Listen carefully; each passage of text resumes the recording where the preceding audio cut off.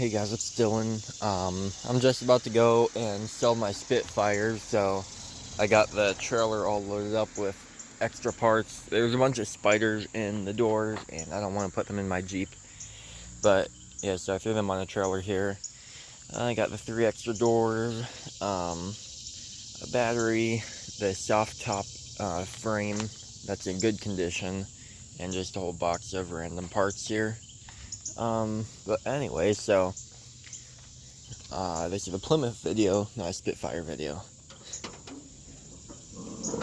So I got the oil leak fixed. Got the rear main seal and the oil pan gasket replaced. So I don't think it leaks oil anymore. I haven't started it up to test it yet or anything, but I'll do that a little bit later in the day when half my neighbors aren't asleep. Also, before this video starts, I need your opinion. I got a free mower, snow blower, and a razor scooter thingy, and they all need a little bit of work. So do you want to see me fix them up and resell them in a separate video? Just leave a comment and let me know. Say bye-bye to the Spitfire. I'm probably gonna miss it, and I'll probably end up buying another Spitfire that has a title and runs better. Probably after college or something, whenever I have more time. Because it was a fun car. It's pretty much a street legal go-kart, but not really street legal without a title. But yeah, right now I think it's 10:59, and the guy said he'll be here at 11 to buy it. So I just took it for one last test drive through the woods, and yeah, I have to jump start it each time because the generator needs replaced or rebuilt. And that's really the only major problem. The door needs aligned, it doesn't shut. The clutch fluid was completely empty when I got here, so I filled that up. I ran the rudders and got some brake fluid and threw that in. But yep, time to sell it. He should be here any minute. 1 week later. So I haven't been filming too much for the Plymouth recently. I've just been doing a lot of work off camera. So I got the rear main seal replaced without pulling the engine, so I'm glad I was able to do that.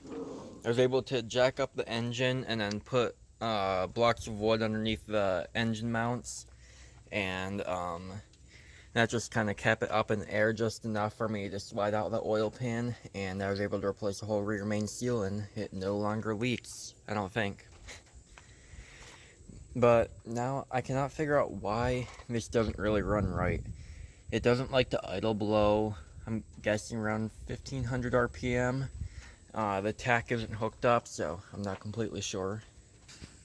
Now I've got a couple other things to do to the car that I have the parts for right now. First of all, brake lines.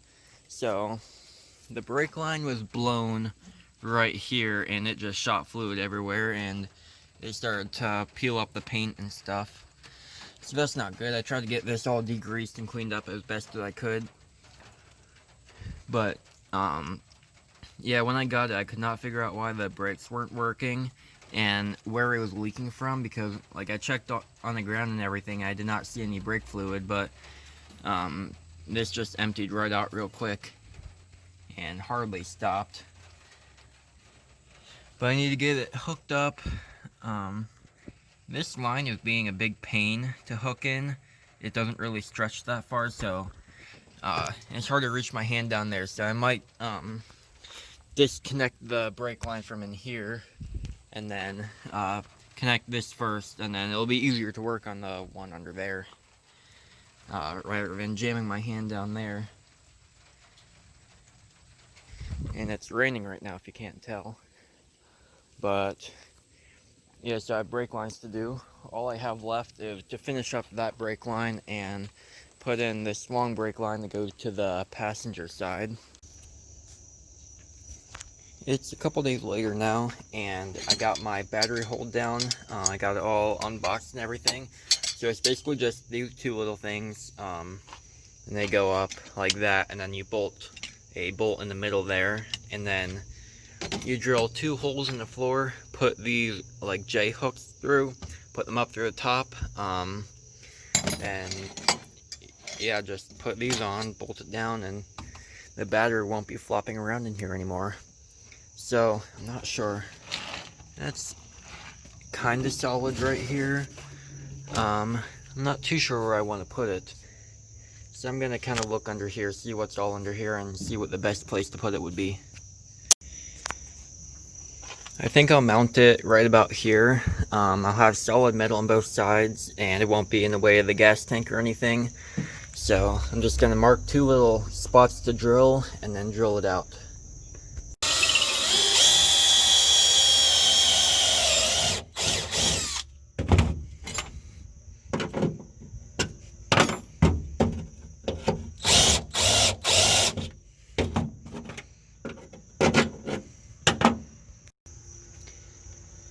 This battery is actually too tall for the mounts to work on. They're supposed to sit up like this, but these weren't long enough to go all the way through. So I needed to adjust this and move the wing nut around to like the other side, and then now it's able to fit through. So I'm not sure if it was designed to work this way or not, but I mean, hey, it works. So now I just gotta get this other hole drilled out, and then the battery mount should be pretty much done.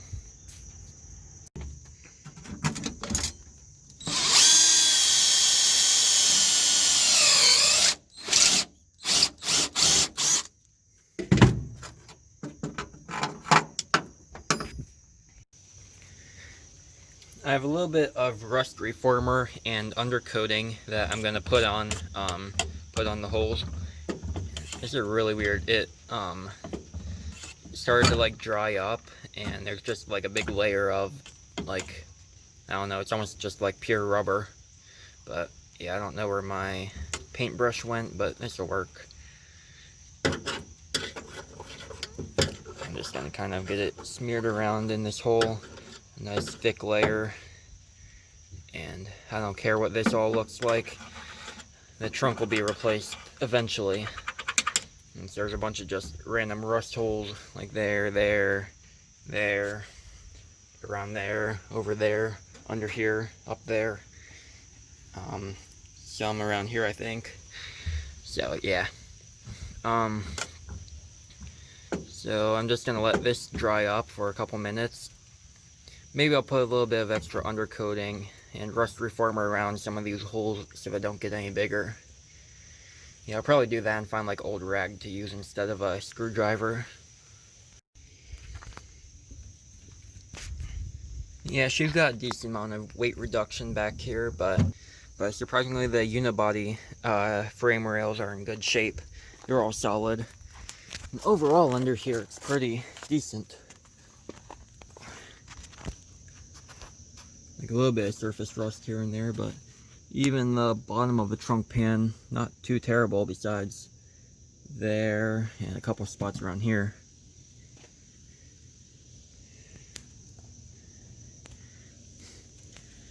But yeah, I think all it'll really need are some new floor pans. The front floor pans were put in like really badly, so I think I'm gonna just replace them again. I'm just gonna get some undercoating and finish up this area. Just a nice thick layer.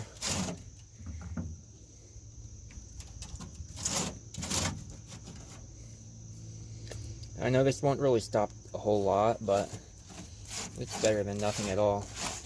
And that's battery acid right there, so you know, that's great for the paint and the rust. Just kind of help speed up the weight reduction process. You know, it's gonna be a race car, so I gotta get it as light as possible. The speed holes.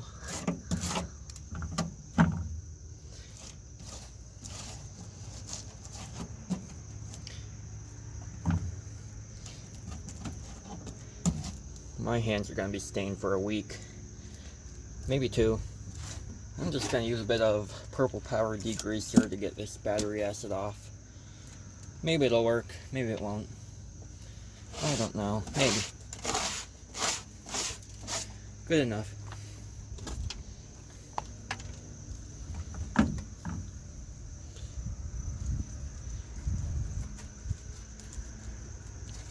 yeah, just smear this all over my fingers.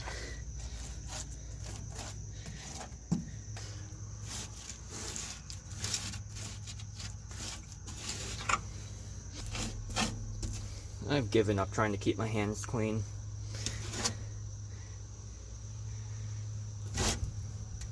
Yeah, that's good enough. So I check the other side. Nah. But yeah, I don't know what to do about this. I gotta say, this cleaned up better than I thought it would after about 15 minutes of scrubbing with Goo Gone, Dawn dish soap, and lava soap. So that's nice.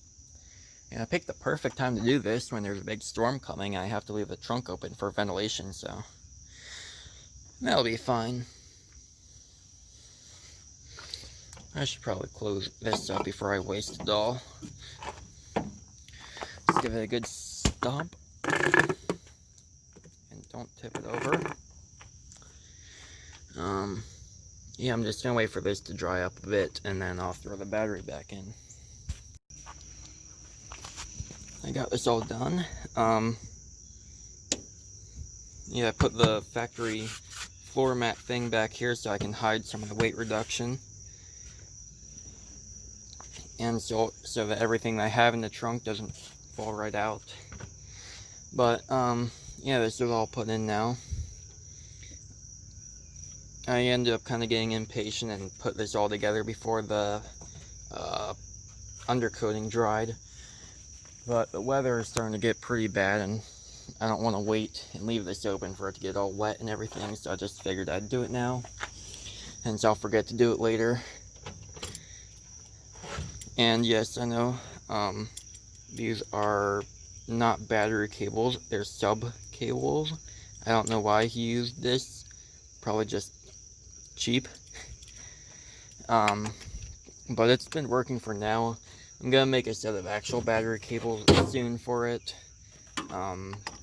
Since I make pre-made ones for like Jeeps, I have a kit on there and I make them for pretty much every Jeep XJ, and soon I'll be making them for the TJ, LJ, VJ, and WJ once I finally get around to getting some measurements.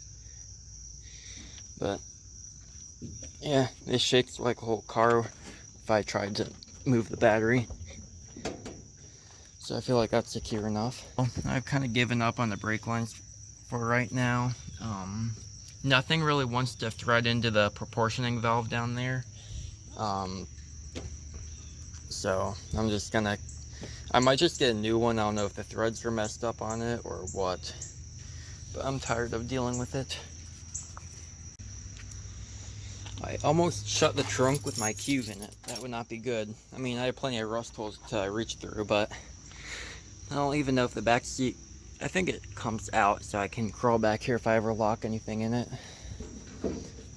It's cool, it still has the original paperwork here for the jack and the spare tire, which is still there. I don't have a spare tire.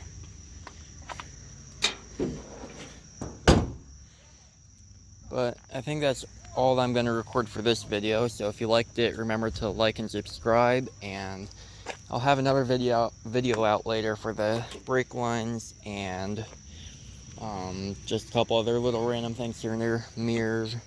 I don't know if I'm going to do the windshield yet or not. If I have to buy a new intake and carb, then I'm not going to do the windshield for a little while. But if I can get that running right, then I'll get the windshield replaced. I think it'll be about $500.